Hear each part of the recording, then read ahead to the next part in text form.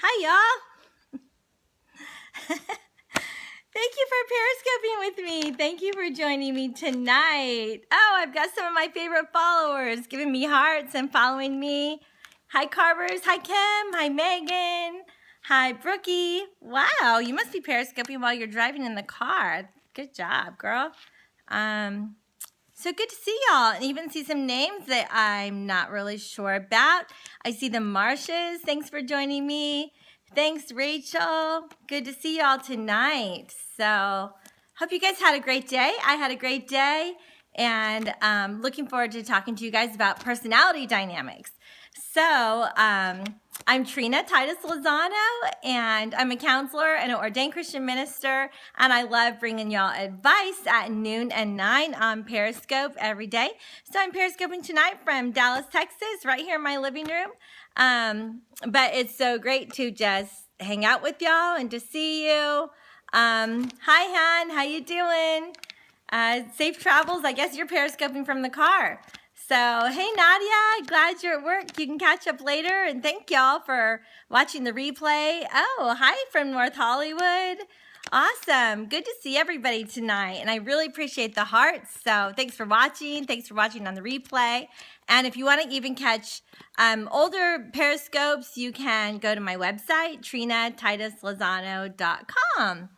So awesome. Good to see you guys. So, yeah, glad you had a safe trip to Amarillo, honey. Y'all have a good time in Amarillo. So, personality dynamics.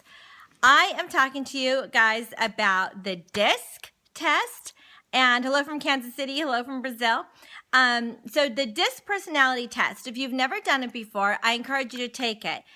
D-I-S-C, DISC. And I'll show you how that looks here. There we go. DISC. Okay, so you've got a D is the doer, I is the talker, S is the watcher, and C is the thinker. So I hope you did take the DISC test. Glad you took it.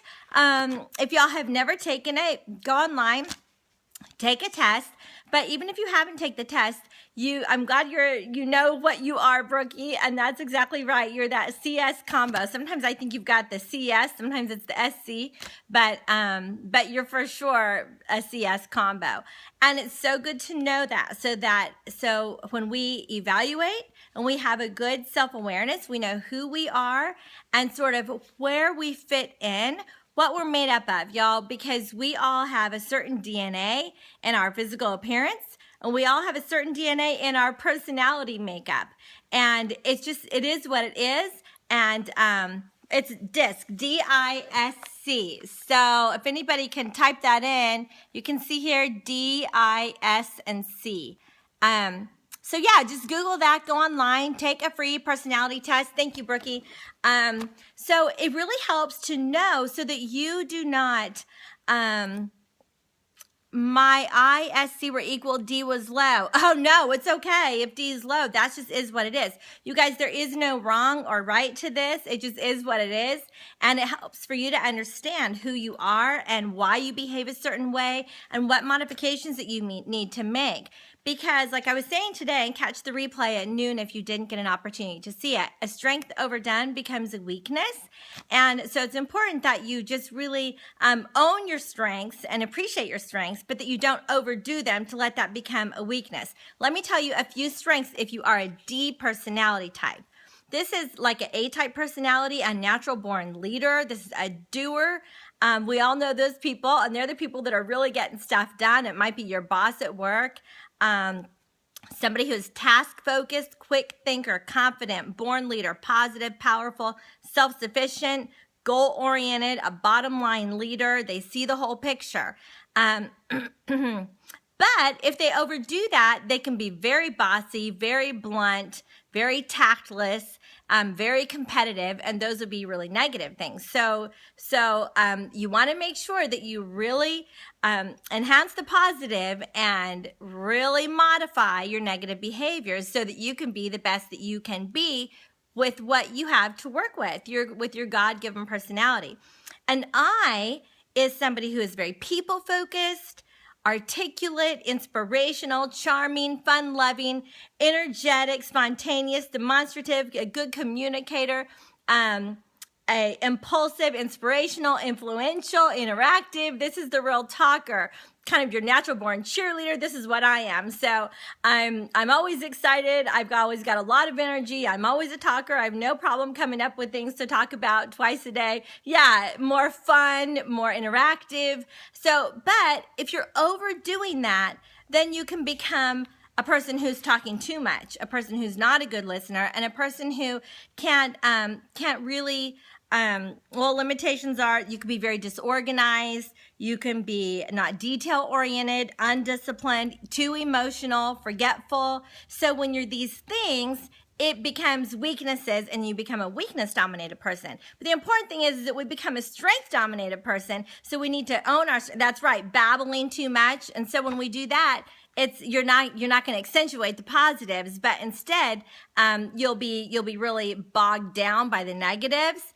So try to keep it positive, but know yourself. Okay, a C personality type is the thinker. I don't know what you are, Megan. You'll have to let me know what you think you are.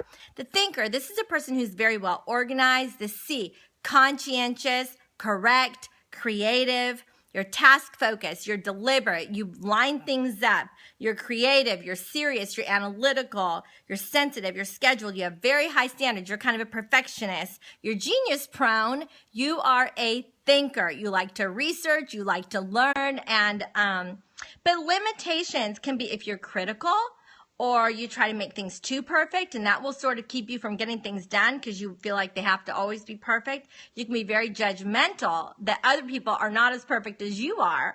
And you can be suspicious sometimes. You can be worried sometimes. Sometimes you can just be caught up in a lot of negative thinking when you're that C-type thinker. So we got to make sure that you're thinking positively instead of negatively. Sometimes you can overthink stuff. It's good that you think, but we don't want you to overthink. So be sure that you modify that.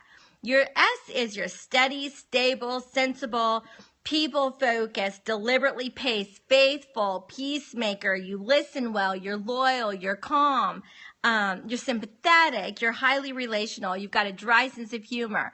So you've got these kinds of things. Oh, hi, Barbara. Tell Will that I said hi as well. I'm so glad that you're watching. Should you just be one letter, or is it okay if you're two? No, Tiffany, you're going to be mostly a combination of two. Sometimes you'll be a little bit of a combination of three, but mostly you'll find that you are a strong combination of two.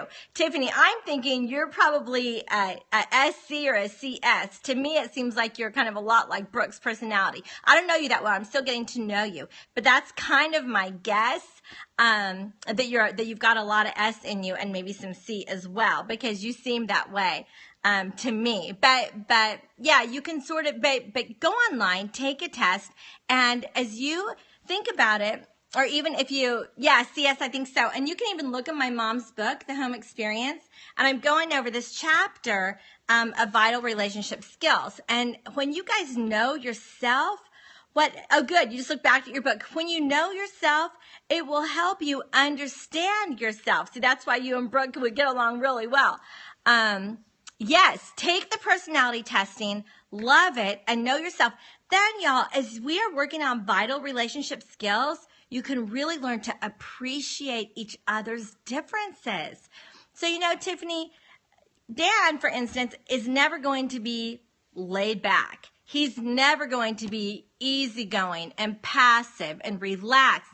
That's not who he is. But the combination of you two make a perfect, complete package, you know, of really an awesome person as you guys come into unity. But you'll never expect him to behave like you do. And then he will never expect you to behave like he does. So hopefully Dan and James are listening to this together. This helped my relationship so much. The Marsh family's all going to take it. Awesome. That's good, Michelle, you and your kids, because you need to really identify what they are. Michelle, I'm thinking that you might be very high I and maybe some IS. I don't know. 16personalities.com is a great one. Awesome. Love language is a different thing. Oh, good. I'm glad you and Dan are watching, honey. Love language is a different thing. It's not the same as personality testing, but it is important and it plays a role in vital relationship skills. So you need to know what their love language is like, because people love differently. Just like we behave differently, we also love differently, and we also give and receive love differently. So that's an important part too. All of this is a part of self-awareness, and as we have good self-awareness, then we can have good relationship awareness and relationship management. So these are all helpful with vital relationship skills. That's what I'm thinking, Michelle. I don't know you real well, but from what I know, that's my guess. Okay, so to just go further into a few more truths before I move on.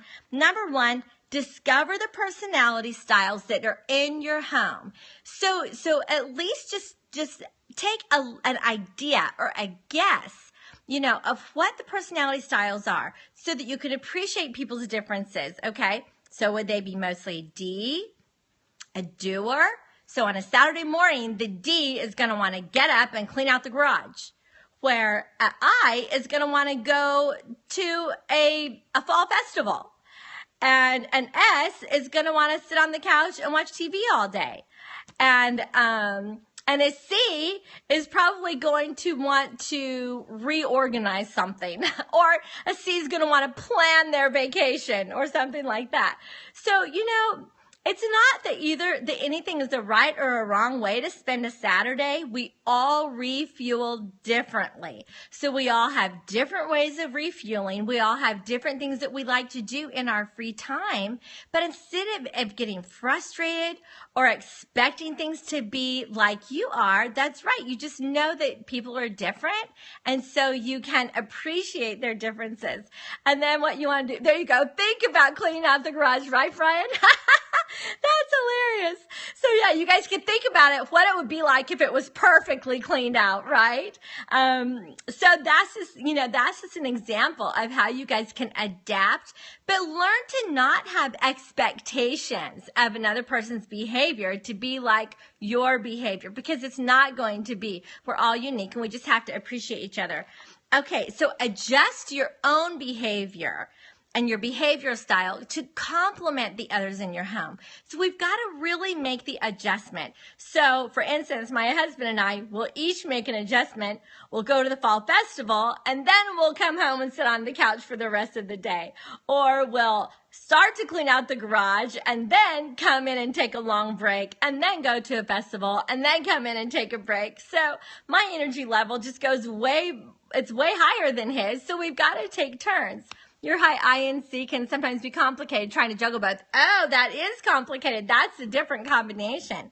So you want to adjust your behavior to adapt well with the other people in your household so that everybody can have a good time and everybody can understand that it's okay for all of us to take turns doing what works for everyone.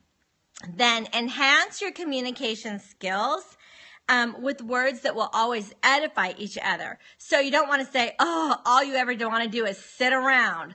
No, you want to say, I can appreciate the fact that you are great at relaxing. You like that, Barbara? I can appreciate the fact that you are really great at planning. So you can enhance your communication skills to keep it positive instead of saying, oh, all you ever want to do is organize things. You can say, I appreciate the fact that together we can organize things on a weekend. Stuff like that. So you have to enhance your communication skills and adapt. Reduce the areas of conflict by staying positive and appreciating each other. So I want to continue to talk about how we can reduce family conflict because, y'all, fighting is not a way of life. You don't need to fight. But having different perspectives and having different personalities and having different likes and dislikes is a part of life. But it doesn't mean that it has to bring fighting. It doesn't mean that it has to bring conflict. It's good to say what I'm going to do versus telling you what I want you to do. That's a great way to communicate, Brooke. And we'll talk more about that as well tomorrow. So I'll be back tomorrow talking to you at noon and 9 about reducing family conflicts. by appreciating different personality styles. So y'all, thanks for joining me tonight, and continue to get to know yourself, appreciate yourself, get to know others, and appreciate others' differences. God bless you guys. Thanks for joining me. Have a good night. I'll see you tomorrow. Don't forget to check out my website, TrinaTitusLozano.com. God bless. Bye-bye.